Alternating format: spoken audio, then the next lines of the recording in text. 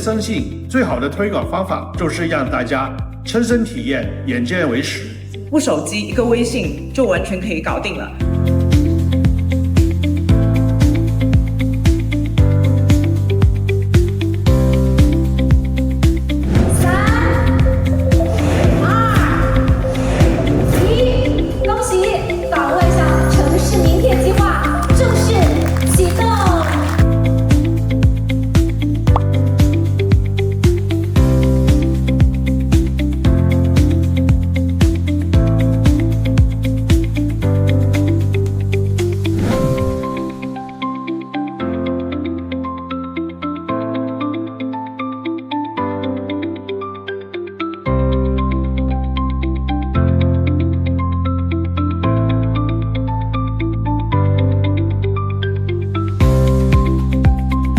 香港的景区和商户积极地拥抱数字化的转型，香港迪士尼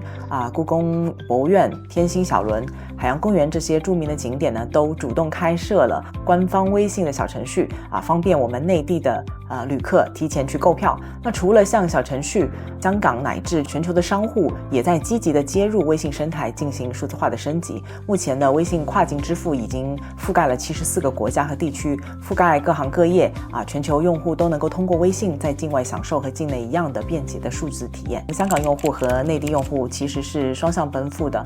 为了提升港人北上的用户体验呢，香港钱包团队也升级了一系列的相关的服务。香港用户在微信开通香港钱包之后呢，来到内地可以直接用微信扫码支付，使用小程序来点奶茶、买电影票等等。数字技术的普及和成熟，让湾区从地理空间到数字空间都能够实现更好的互联互通，从而迈向全面融合之路。